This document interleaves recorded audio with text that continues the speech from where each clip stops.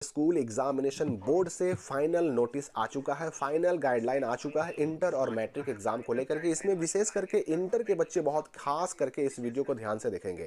4 बहुत ही important update इस video में मैं आपके लिए लेकर के आया हूं और इसमें एक एक अपडेट बहुत इंपॉर्टेंट है। सब कुछ क्लियर हो गया है और वो सारी बातें होंगी इस वीडियो में, लेकिन उससे पहले एक बहुत ज़रूरी सूचना और एक बहुत ज़रूरी खबर, यूँ कहिए कि आपको अवेयरनेस करने के लिए। हुआ क्या ना कि कल हमारे स्कूल में हमारे एक स्टूडेंट आए अपना एडमिट कार्ड लेने के लिए, इंटर का एडमिट कार्ड लेने के लिए।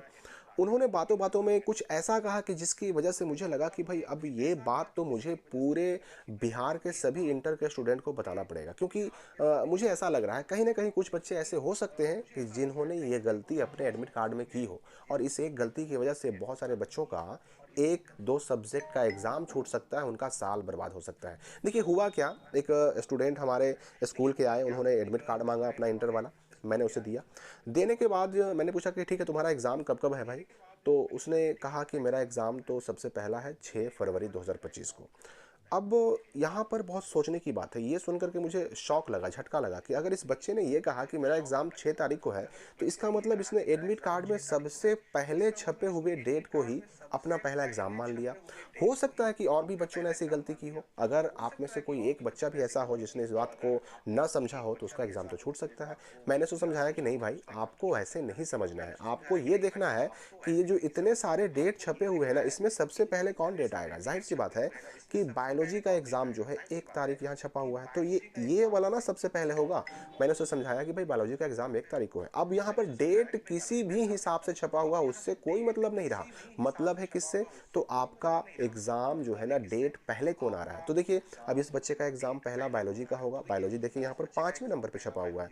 बायोलॉजी का एग्ज़ाम 1 तारीख को होगा। उसके बाद इसका एग्ज़ाम होगा 4 तारीख को मैथ का, यहाँ पे छपा हुआ है। उसके बाद इसका एग्ज़ाम होगा 5 तारीख को फिजिक्स का, फिर इसका एग्ज़ाम होगा 6 तारीख को इंग्लिश का, फिर इसका एग्ज़ाम होगा 7 तारीख को केमिस्ट्री का, फिर 8 को होगा हिंदी का एग्ज़ाम। तो यहाँ पर सीरियल ऑर्डर में डेट छपे हुए नहीं है, इस पर आपको बिल्कुल नहीं जाना है। डेट के हिसाब से एग्ज़ाम देने जाना है, तो ये गलती आपको नहीं करनी है।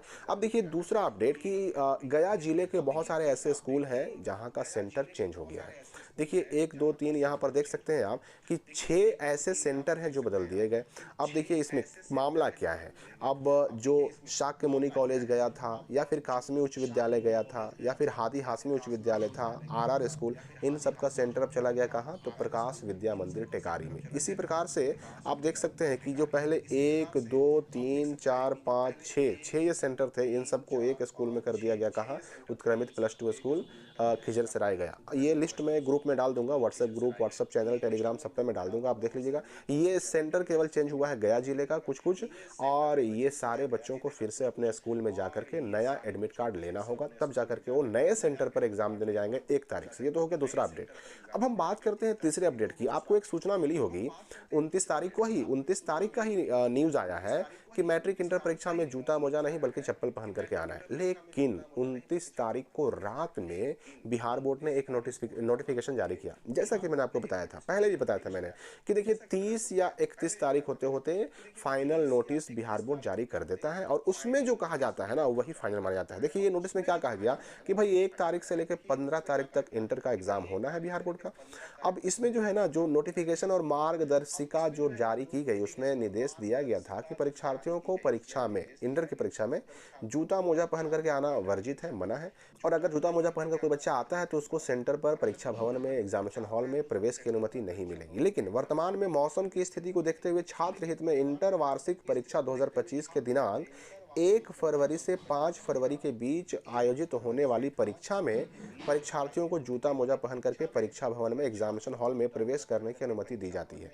अब दिनांक 5 फरवरी 2025 के पश्चात इस संबंध में पुनः समीक्षा की जाएगी, यानी मौसम का जो उस वक्त का सिचुएशन रहेगा वो देखा जाएगा और आवश्यकता अनुसार उस वक्त फैसला लिया जाएगा। एक बात साफ हो गई कि जो जूता मोजा अलाउ नहीं था, अलाउ किया गया, लेकिन शर्त के साथ। शर्त क्या है कि 1 तारीख से लेकर के 5 तारीख, 5 फरवरी तक का जो भी आपका एग्ज़ाम है, जैसे एक एग्ज़ाम आपको 1 तारीख का होगा, फिर 4 का होगा, फिर 5 का होगा, 3 दिन के एग्ज़ाम के लिए जूता मोजा अलाउ किया गया। लेकिन 5 तारीख को फिर से एक नोटिस आएगा कि भाई ये जूता मोजा को अलाउ करने का जो नियम है आगे जारी रहेगा या फिर इस पर रोक लग जाएगी।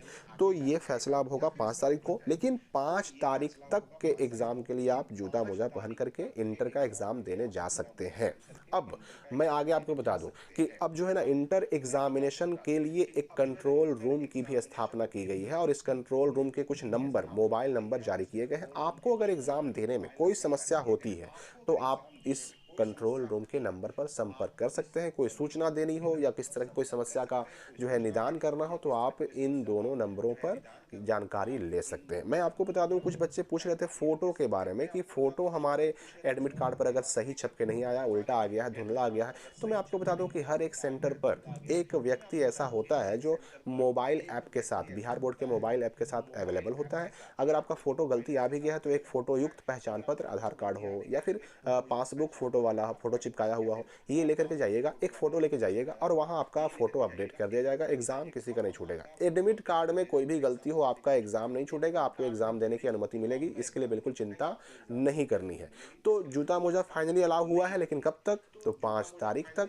और 5 तारीख को फिर से नोटिस आएगा। उस नोटिस में कहा जाएगा कि भाई क्या करना है आगे, जूता पहन के फिर आना है या फिर इस पे रोक लग जाएगी।